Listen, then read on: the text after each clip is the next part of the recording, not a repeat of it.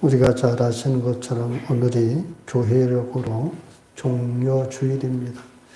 종료주일이라고 하는 것은 2000년 전에 주님이 오늘 어린 나귀 새끼를 타시고 예루살렘에 입성하시는데 수많은 사람들이 길가에서 자기 겉옷을 깔고 또 종려나무 잎을 깔고 그러면서 호산나 다윗의 자손이요 이렇게 예수님을 찬양하고 노래한 데서 유래해서 종려주일이다 이렇게 말합니다.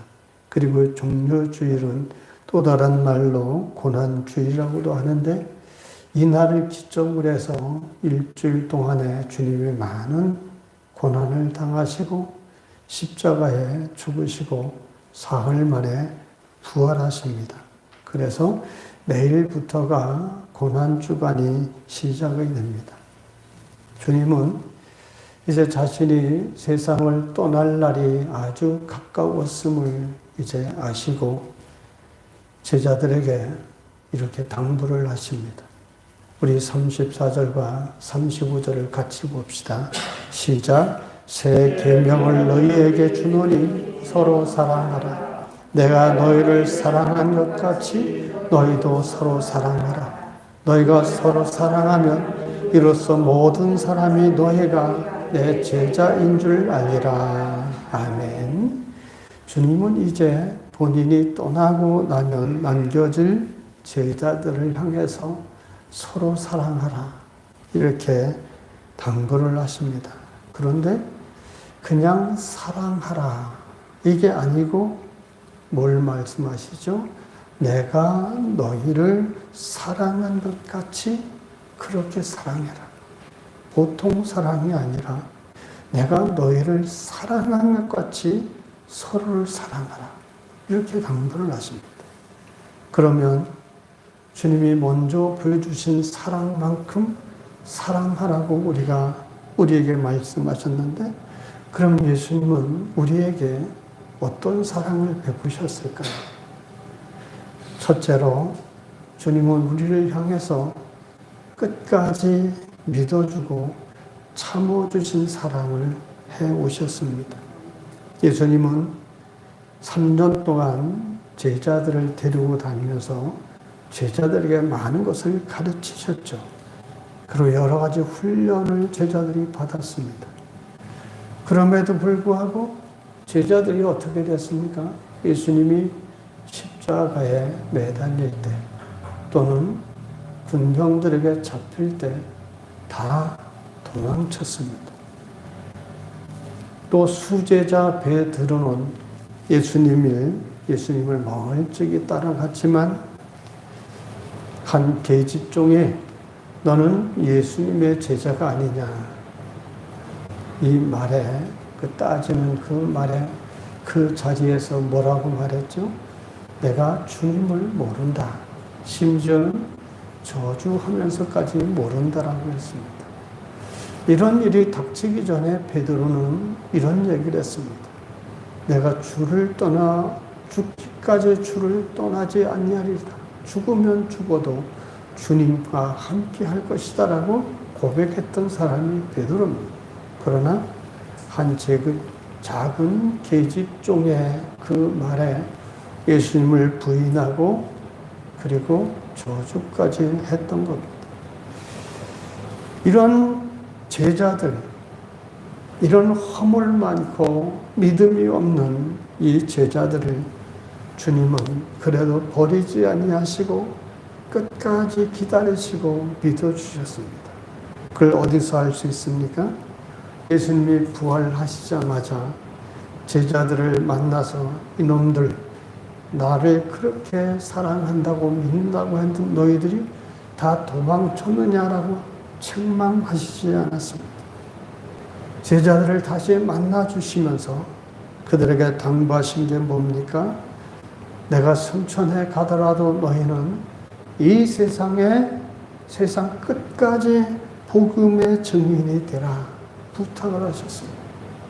즉 제자들이 이렇게 실수하고 부족해도 끝까지 제자들을 믿어주셨습니다. 왜 이렇게 믿어주셨을까요? 하나죠. 한 가지 이유입니다. 제자들을 주님은 어떻게 하셨다고요? 진심으로 사랑하셨기 때문입니다. 여러분, 그래서 누군가를 사랑하면 끝까지 믿어주고 기다릴 줄 아는 게 참된 사랑입니다. 사랑하는 사람은 믿을 수가 있습니다. 그래서 어느 수필가가 아주 이런 유명한 마음에 와닿는 말을 했습니다. 친구의 사랑은 믿는 것이고 어머니의 사랑은 속는 것이다. 얼마나 마음에 와닿는지 모릅니다. 친구의 사랑은 믿어주는 것이고 어머니의 사랑은 속는 것이다. 세상에 아들 또는 딸에게 속지 않는 어머니가 없을 겁니다. 우리도 어릴 적 무엇을 어머니한테 산다고 그리고 갖다가 딴 데 쓰지 않습니까? 어머니 많이 속여 먹은 사람들 아닙니까? 그럴 적에 어머니는 어떨까요? 말은 하지 않아도요, 인생을 많이 살아오신 분들이라서 다 압니다. 미심쩍어 하면서도 그러면서 어머니는 어떠죠? 모르는 척 하면서 속아 넘어가 주는 게 그게 어머니 사랑입니다. 하나님은 어떻습니까? 하나님도 우리에게 모르는 척 하면서 많이 속아 넘어가시지 않습니까? 우리는 연말을 보내면서 한 해를 돌아보면서 내가 부족했던 부분, 하나님께 부족하고 사람들에게 부족하고 내가 정말 잘 하나님을 섬기지 못했던 부분들에 대해서 회개를 하고 새해가 되면 이렇게 해야 되겠다라고 하나님께 결단하고 결심하지 않겠습니까? 올해는 내가 하나님 충성하겠습니다. 정말 말씀대로 살아가겠습니다. 믿고 행하겠습니다. 예배 빼먹지 않겠습니다. 열심히 기도하겠습니다. 그런데 잘 지키지 못할 거 하나님이 아시면서도 속아 넘어가 주시는 것이죠. 하나님이 끝까지 잘 인내해 주시는 것이죠. 하나님이 인내해 주지 못하면 이 세상에 예수님을 믿는 사람이 있을까요? 아무도 없습니다. 하나님의 자비하심, 인내하심, 기다리심, 이런 사랑 때문에 우리가 이 세상에 존재하는 겁니다. 주님은 그런 참고 기다리고 믿는 믿음, 이런 사랑을 우리에게 손수 보여주신 사랑입니다. 두 번째, 주님은 어떻게 우리를 사랑하셨습니까? 자신을 희생해 주는 대속적인 사랑을 해 주셨죠. 예수님이 제자들에게 내가 너희를 사랑한 것 같이 사랑하라, 이렇게 말씀하셨는데, 그렇다면 여러분, 예수님이 우리를 사랑하신 사랑의 절정이 무엇일까요? 그건 두말 할 필요 없이 예수님의 십자가에 지신 사랑이죠. 여러분, 왜 십자가의 사랑이 절정일까요? 그것은 바로 내 대신 희생하신 사랑이시기 때문에 그렇습니다. 여러분, 하나님은 능력의 하나님이시죠. 영어로 말하면 올마이트가 전능하신 하나님이십니다. 그래서 주님이 우리 하나님이 천지를 창조하실 때, 해와 달과 우주와 달, 이 모든 것을 창조하실 때 말씀 하나로 무에서 이런 모든 것을 창조했습니다. 인간들이 과학이 발달했다 하더라도 아직도 우리 은하계를 벗어나서 더 멀리 엄청 우리 은하계보다 수백 배, 수만 배가 큰 은하계까지는 가보지도 못했습니다. 그 많은 그런 어마어마한 우주 만물을 다해서 하나님이 말씀 한마디로 창조하셨습니다. 그만큼 하나님의 능력은 전능하십니다. 근데 여러분, 놀라운 사실이 뭡니까? 하나님은 이렇게 온 우주와 세상은 말씀 한마디로 다 창조하셨는데 유독 우리에 대한 용서만큼은 여러분 말이 아니라 몸으로 행동으로 행해 주셨다라는 겁니다. 말로만이 아닙니다. 온 우주 만물을 창조하신 능력의 하나님이 몸으로 행동으로 우리의 죄를 잘못을 용서해 주신 겁니다. 하나님의 어떤 행동입니까? 독생자 예수 그리스도를 십자가에 못 박으시고 우리에게 쏟아야 될 그 무서운 형벌인 진노를 우리 대신 아들에게 쏟아 부으시면서까지 우리에 대한 그런 절절한 사랑을 행동으로 보여주신 것이죠. 그러니까 그런 면에서 여러분 가만히 생각해 보면요. 여러분이나 제가 용서받은 이것이 아주 값싼 게 아닙니다. 이게 결코 쉬운 용서가 아닙니다. 하나님에게는 어쩌면 창조보다도 더 힘들고 더 가슴 아프고 더 어려웠던 것이 우리 죄에 대한 용서였을 겁니다. 말씀 한마디로 모든 걸 창조하시는데 우리에 대한 용서를 하시기 위해서는 아들을, 사랑하는 아들을 십자가에 못 박아야 되지 않습니까? 인격을 가지신 하나님이 어찌 마음이 아프지 않으시고 어찌 힘들지 않으셨겠습니까? 그래서 천지 창조보다 우리를 용서하신 것이 훨씬 하나님께 힘들었다라는 사실을 우리는 깨달을 수 있습니다.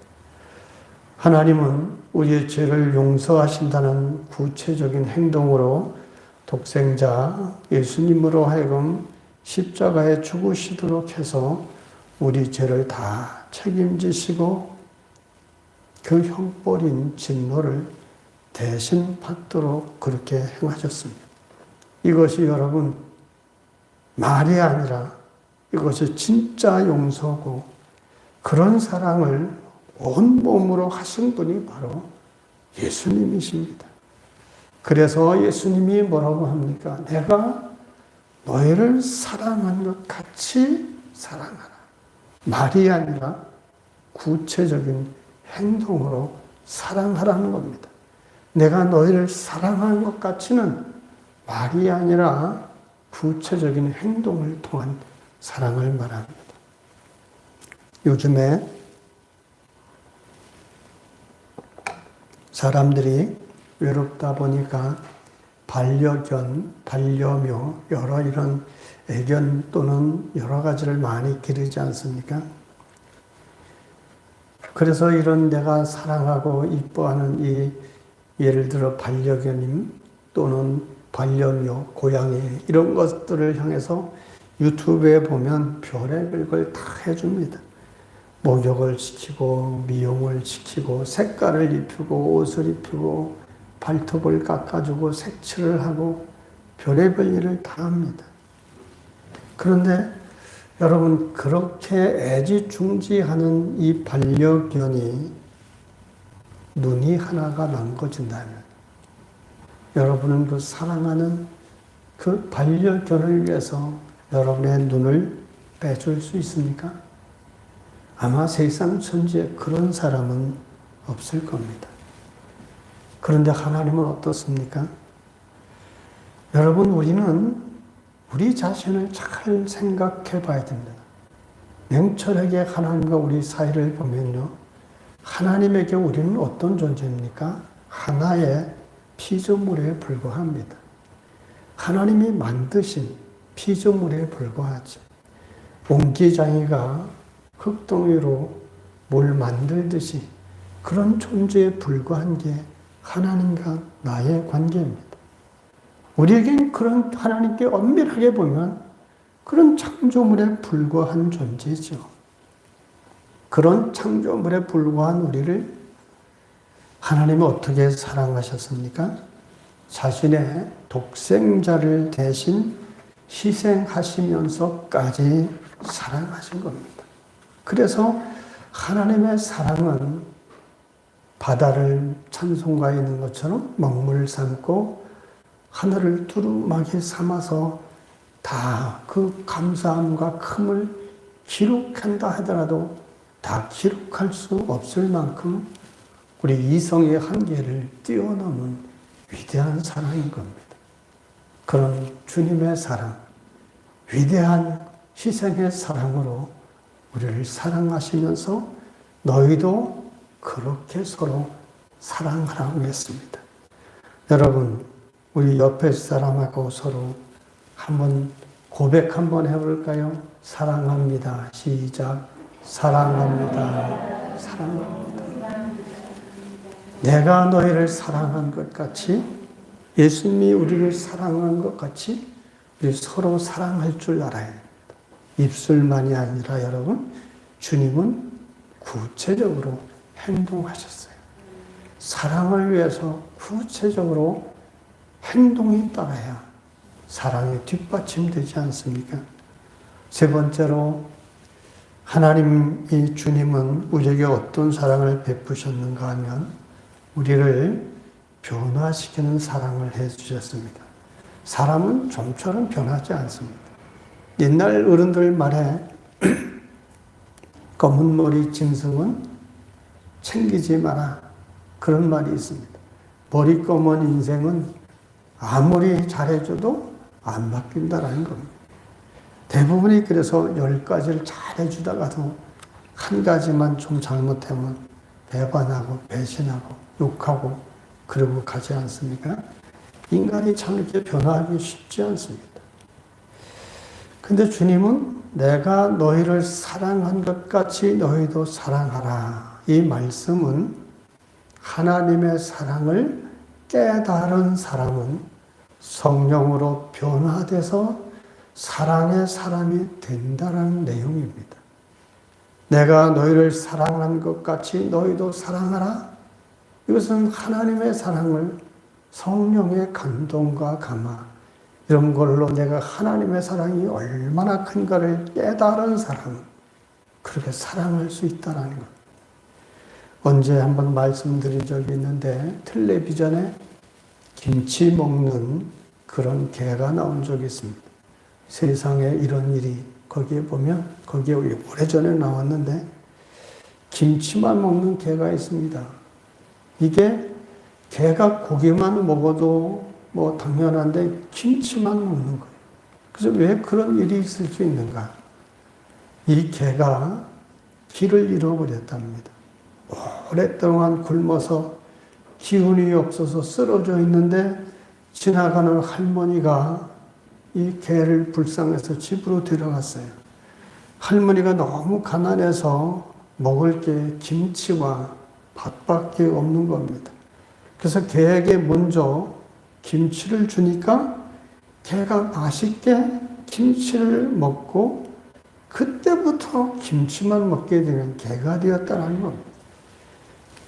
개의 입맛이 바뀐 것은 자기 마음대로 바뀐 것이 아니라 쓰러져 죽어갈 때 자기를 구해준 할머니가 먹여준 김치가 그 개의 입맛을 바꿔버린 겁니다. 개의 입맛이 저절로 바뀌어지지 않듯이 사람도 여러분 그냥 변화되지 않습니다. 그러나 사람도 어떤 결정적인 은혜의 경험을 하게 되면 개가 입맛이 바뀌듯이 사람도 바뀌죠. 김치에 소금을 뿌리면, 배추에 소금을 뿌리면 숨이 죽는다고 하죠. 사람도 마찬가지입니다.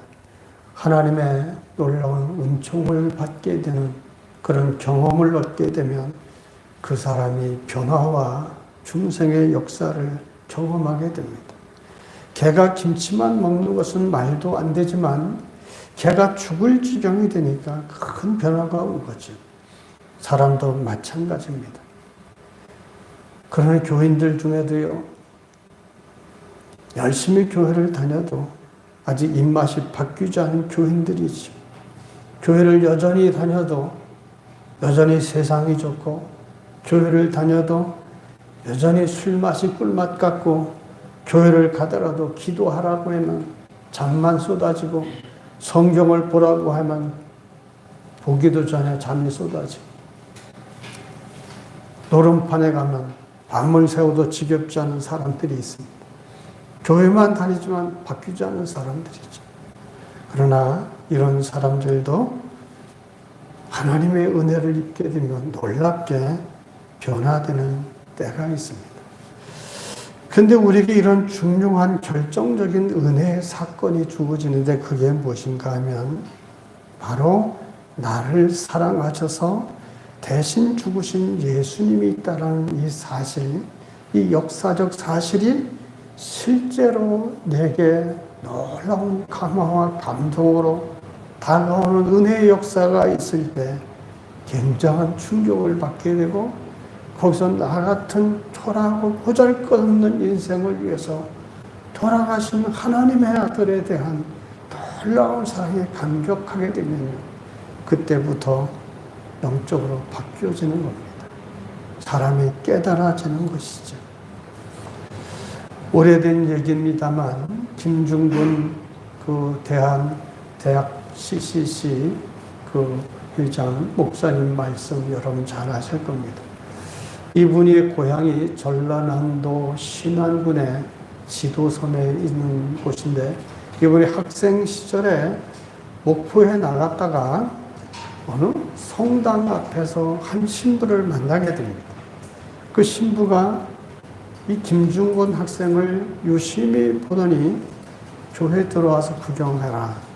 그래서 들어가 보니까 거기에는 예수님의 여러 사진들이 있는데 또 여러 십자가가 있고, 근데 예수님이 십자가의 못을 박히고 피를 흘리는 사진이 있는데 그 그림 밑에 이런 글이 쓰여 있더라는 겁니다. 나는 너를 위하여 몸버려 피 흘려 생명을 주건만 너는 나를 위해 무엇을 하느냐. 이 글을 읽는 순간 이 학생은 꼼짝을 할 수가 없을 정도로 김중근 이 어린 학생은 놀라운 충격을 받게 됩니다. 그리고 집에 돌아와서 그 뒤로 예수님을 믿게 되고 나중에는 신학교에 가서 전도사님이 됩니다. 전도사님이 되었을 때 6.25 전쟁이 일어납니다. 그래서 신학교 다니다가 고향에 가보니까 고향 성은 이미 공산 게릴라들이 장악하고 있었고, 그 전도사와 그의 아내와 아버지마저 반동분자로 다 잡혀갔습니다. 공산 좌익들은 잡은 사람들을 산으로 끌고 가서 돌과 몽둥이로 다 학살을 했습니다. 그때 섬 인구가 18,000명 정도였는데 2,000명 정도가 이렇게 죽임을 당했답니다. 거기서 자기 아버지는 부자였다는 이유로 몽둥이로 맞아 죽는 것을 눈으로 봐야 됐고, 자기 부인도 교회에서 주일학교 어린이들에게 가르쳤다라는 제목으로 처참하게 맞아 죽는 걸 눈으로 봐야 됐습니다. 그리고 자기도 몽둥이로 맞아 죽은 줄 알고 그 사람들이 버려줬는데 자기만 기적적으로 살아났죠. 그렇게 살아난 이 김중근 이 신학생, 그때 마침 국군과 경찰이 와서 진압해서 게릴라들을 다 잡았고, 그 중에 자기 아버지, 자기 아내, 이런 사람을 죽인 사람이 누군지 다 알고 있는데 자기가 죽음에서 깨어나서 보니까 자기 아버지의 처참한 죽음을 목격하는 순간에 갑자기 예수님의 죽음이 확 떠오르더라는 겁니다. 그 아버지가 얼마나 비참하게 세상을 떠났겠습니까? 근데 그 모습에서 예수님이 그렇게 자신을 위해 돌아가신 모습이 너무 크게 다가왔습니다. 이 경찰하고 군인들에게 또는 전라남도 도지사에게 탄원서를 올려서 주동자를 용서해달라. 그래서 이 사람이 그 피해자 가족들까지도 이 김중근 목사가 다독이고 그렇게 해서 설득해서 주동자를 죽지 않게 했다는 겁니다. 그분이 바로 이 김중근 목사인데, 이분의 이런 일 때문에요, 신안군 지도면은 이분 때문에 예수 믿는 사람이 63%나 되었다라는 겁니다. 여러분, 어떻게 자기 아버지와 아내를 죽인 그 원수를 이렇게 용서할 수 있을까요? 그것은 바로 자기 아버지가 곤봉에 맞아 죽어서 아주 피범벅이 되어 있는 그것을 볼 때 분노보다도 그런 무지한 일을 행한 사람들이 불쌍히 여겨지고 그들을 용서해달라고 기도하게 되었다라는 겁니다. 예수님이 자신을 위해 죽으신 그 십자가가 너무 크게 다가왔던 것이죠. 아버지가 고통으로 죽어가는 모습을 통해서 이 세상의 모든 죄와 죽음, 고통과 저주와 절망을 짊어지고 나의 하나님, 어찌하여 나를 버리셨나이까 울부짖으셨던 예수님의 고통이 크게 가슴에 와 닿더라는 것. 그래서 대신 죽으신 예수님 사랑이 너무 강하게 느껴져서 가족의 죽음을 통해서 예수님의 사랑을 온몸으로 체험했기 때문에 나는 복수하지 않겠다라고 결심하고 용서했다라는 겁니다. 여러분, 이처럼 이분도 아버지의 죽음에서 예수님의 놀라운 사랑이 자기 마음 깊은 곳에 다가온 것처럼 하나님의 사랑을 이렇게 체험하는 사람은요, 절대로 빗나가지 않습니다. 그러면 여러분, 우리가 어떻게 하면 이 예수님이 나를 사랑하신 그 놀라운 사랑을 여러분이 체험할 수 있을까요? 그것은 여러분, 하나님 말씀을 잘 들어야 됩니다. 귀로 듣는 귀가 있어야 됩니다. 하나님의 관점, 하나님의 마음으로 내 마음에 들려줄 수 있어야 됩니다. 우리가 말씀을 잘 듣고 깨달으려고 노력하다 보면요, 말씀과 함께 성령이 역사하셔서 어느 순간 여러분들 마음에 깊은 울림으로 다가오게 되고 하나님의 그 큰 사랑이 깨달아져서 나도 몰래 눈물을 펑펑 흘리게 되는 겁니다. 말씀을 듣다가 은혜에 빠지면 하나님의 사랑을 깊이 깨닫게 되고 깨닫는 만큼 우리의 삶은 바뀌어지는 겁니다. 어떻게 바뀌어집니까? 사랑으로 바뀌어집니다. 아무쪼록 여러분 기억하십시다. 예수님이 떠나시면서 우리에게 당부하신 말씀, 너희는 서로 사랑하라. 내가 너희를 사랑한 것 같이 서로 사랑하라. 여기서 내가 너희를 사랑한 것 같이는 구체적인 행동까지 있었다는 사실을 기억해야 됩니다. 우리가 여러분을 서로 사랑하는 것이 진실이 되려면 구체적인 행동이 받침이 되어야 됩니다. 아무쪼록 고난주간에 주님의 사랑을 깊이 묵상하면서 서로 사랑하는 그런 사랑의 사람이 다 되시길 주님 이름으로 축원합니다. 아멘. 자비로우신 하나님 아버지,